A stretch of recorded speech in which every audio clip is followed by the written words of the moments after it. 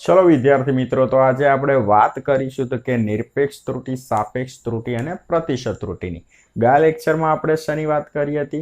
તો ગયા લેક્ચરમાં આપણે વાત કરી હતી ત્રુટિઓના પ્રકારોની. બરાબર, એકદમ ઈઝી હતું. તો આજે આપણે જોઈ લઈએ તો કે નિરપેક્ષ ત્રુટિ. તો સૌથી પહેલા પ્રશ્ન એ થાય કે નિરપેક્ષ ત્રુટિ એટલે શું? તમને સાદી ભાષામાં સમજાવી દઉં તો કે કોઈ પણ ભૌતિક રાશિ છે એનું એક સાચું મૂલ્ય લઈ લો, બીજું તમે વ્યક્તિગત મૂલ્ય લઈ લો, બંનેનું તમે બાદબાકી કરો અને પછી એનું મૂલ્ય શોધી નાખો. મૂલ્ય શોધવા માટે આપણે શું વાપરીએ છીએ? માનાંક વાપરીએ છીએ. તો એ માનાંક વાપરો એટલે તમને શું મળે? ધન મૂલ્ય. તો કે સાચું મૂલ્ય માઇનસ વ્યક્તિગત મૂલ્ય અને એમનું માનાંક લઈ લો એટલે તમને શું મળે? તો કે નિરપેક્ષ ત્રુટિ મળે.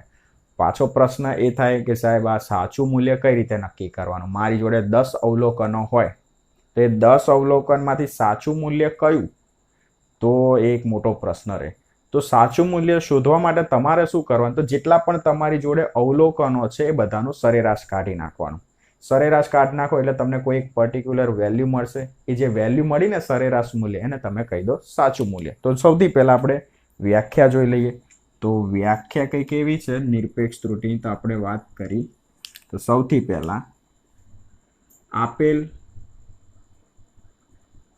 ભૌતિક રાશિના સાચા મૂલ્ય અને વ્યક્તિગત મૂલ્યના તફાવતના માનને સાચું મૂલ્ય માનને નિરપેક્ષ ત્રુટિ કહે છે.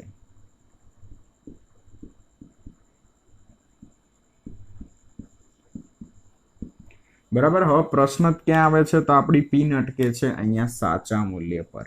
તો સાચું મૂલ્ય કઈ રીતે નક્કી કરવાનું? તો તમારી જોડે જેટલા પણ અવલોકનો છે એ અવલોકનના સરેરાશ મૂલ્યને તમે સાચું મૂલ્ય કહી શકો. તો એ પણ અહીંયા મુદ્દો લખીએ. અહીં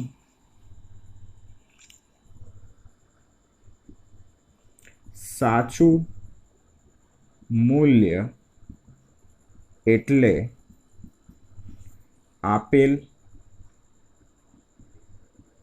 અવલોકનોનું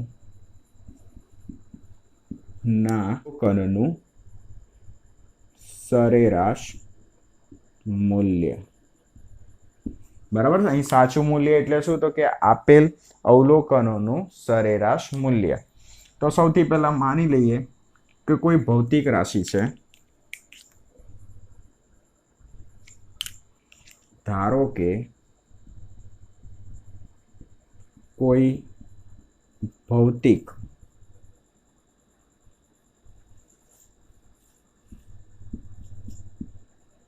રાશિ એના અવલોકનો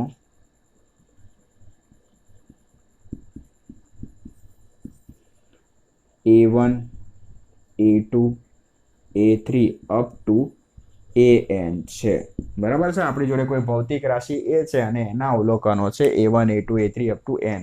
હવે આપણે આનું શું શોધવું છે? સાચું મૂલ્ય. તો સાચું મૂલ્ય એ કોના બરાબર હોય? તો કે સરેરાશ મૂલ્ય જેટલું હોય. તો આપણે જે ભૌતિક રાશિ છે એના અવલોકનો છે એના ઉપરથી આપણે શોધી લઈએ તો કે સાચું મૂલ્ય. તો જોઈ લઈએ. તો સરેરાશ મૂલ્ય તમારું સાચું મૂલ્ય થશે. તો A બાર બરાબર A1 વત્તા A2 વત્તા A3 plus up to AN. તો અવલોકનનો સરવાળો ભાગ્યા અવલોકનની સંખ્યા એટલે તમને શું મળે? સરેરાશ મૂલ્ય. તો A બાર બરાબર A1 વત્તા A2 વત્તા A3 અપ ટુ AN છેદમાં N. તો આ જે વાત થઈ એ શેની વાત થઈ? તો કે સાચા મૂલ્યની. હવે આપણે જોઈએ કે નિરપેક્ષ ત્રુટિ કઈ રીતે શોધવી. તો સૌથી પહેલા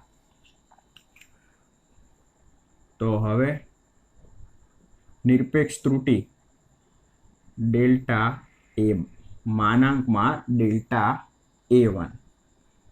તો સાચું મૂલ્ય એટલે કે સરેરાશ મૂલ્ય માઇનસ વ્યક્તિગત મૂલ્ય અને એનું માનાંક લઈ લો તો તમને શું મળે? નિરપેક્ષ ત્રુટિ મળે. આપણે અહીંયા શું કરીશું? તો નિરપેક્ષ ત્રુટિને દર્શાવીશું આવી રીતે માનાંકમાં ડેલ્ટા A1 તરીકે. ફરીથી સમજજો, તો નિરપેક્ષ ત્રુટીને તમારે દર્શાવવું હોય તો આ રીતે દર્શાવી શકો, ડેલ્ટા A1, પણ એને શેમાં લખવાનું? માનાંકમાં. ઇઝ ઇક્વલ ટુ સાચું મૂલ્ય માઇનસ વ્યક્તિગત મૂલ્ય. એવી રીતે delta A2 is equal to માનાંકમાં A બાર માઇનસ A2. એવી રીતે delta A3 is equal to mod of માનાંકમાં A બાર માઇનસ A3. આવી રીતે એનમાં મૂલ્ય માટે આપણે લખીએ. બરાબર છે, કેમ કે આપણી જોડે તો n અવલોકનો છે.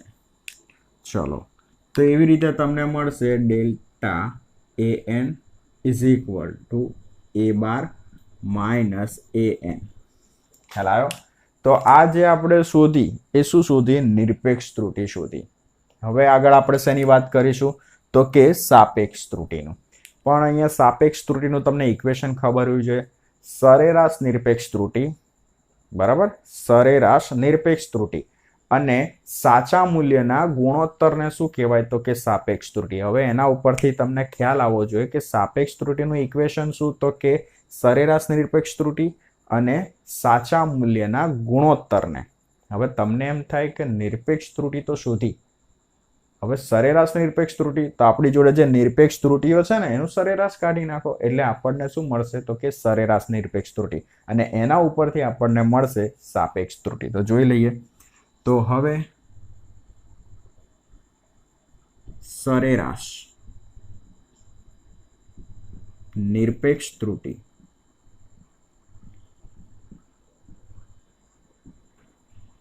તો સરેરાશ નિરપેક્ષ ત્રુટી તો આપણે એને બતાવીશું કે આ રીતે delta A bar is equal to mod of delta A1 વત્તા mode of delta A2 plus mode of delta A3 plus up to mod of delta AN.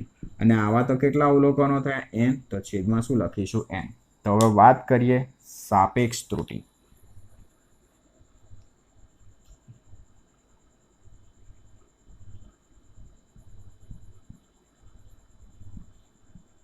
તો વ્યાખ્યા લખીએ સૌથી પહેલા. તો વ્યાખ્યા કંઈક આ રીતે લખી શકાય, તો કે સરેરાશ નિરપેક્ષ ત્રુટી અને સાચા મૂલ્યના ગુણોત્તરને સાપેક્ષ ત્રુટી કહે છે. તમારે અહીંયા ગુણોત્તર કોનો લેવાનો? તો કે સરેરાશ નિરપેક્ષ ત્રુટી અને સાચા મૂલ્યનો. હવે સાપેક્ષ ત્રુટી બતાવવાની કઈ રીતે? તો આપણી જોડે ભૌતિક રાશિ કઈ છે? A છે. તો જુઓ, તમારે આવી રીતે ડેલ્ટા કરવાનો અને જે બી ભૌતિક રાશિ હોય એની જોડે લખવાનું ડેલ્ટા A. બરાબર? તો કે સરેરાશ નિરપેક્ષ ત્રુટી છેદમાં સાચું મૂલ્ય. બરાબર? તો સરેરાશ નિરપેક્ષ ત્રુટી તો આપણી જોડે છે ડેલ્ટા A બાર. સાચું મૂલ્ય એટલે આપણું સરેરાશ મૂલ્ય A બાર. તો જુઓ, તો તમે લખી શકો ડેલ્ટા A બાર છેદમાં A બાર. તો આ રીતે તમે શું શોધી શકો? તો કે સાપેક્ષ ત્રુટી શોધી શકો. ખ્યાલ આવ્યો? હવે આગળ શું શોધવાનું છે? તો કે પ્રતિશત ત્રુટી. તો એકદમ ઇઝી, તમારી જોડે જે સાપેક્ષ ત્રુટી મળી એને ગુણ્યા તમે 100% કરી નાખો એટલે તમને મળશે પ્રતિશત ત્રુટી. તો જોઈ લઈએ. તો વાત આવે છે પ્રતિશત ત્રુટી.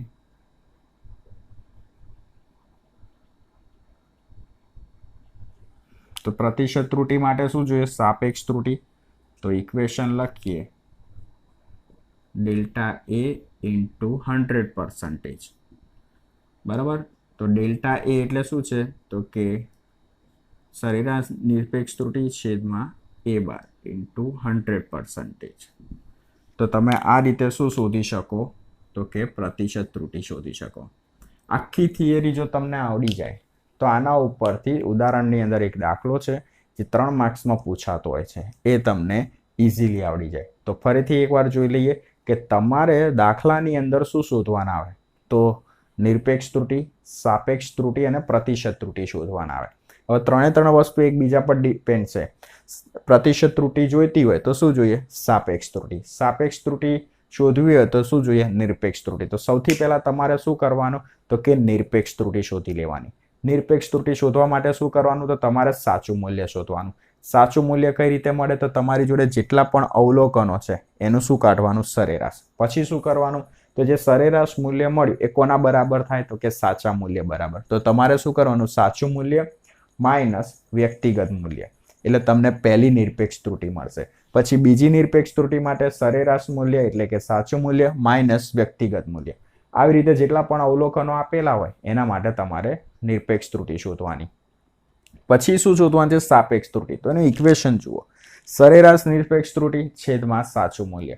તો સરેરાશ નિરપેક્ષ ત્રુટિ ક્યારે મળે? જ્યારે તમે આ બધાનું સરેરાશ શોધો ને એટલે તમને સરેરાશ નિરપેક્ષ ત્રુટિ મળે. તો ડેલ્ટા એ બાર છેદમાં એ બાર. હવે તમને સાપેક્ષ ત્રુટિ મળી જાય તો ગુણ્યા તમે 100% કરી નાખો એટલે તમને શું મળે? પ્રતિશત ત્રુટિ. ઓકે.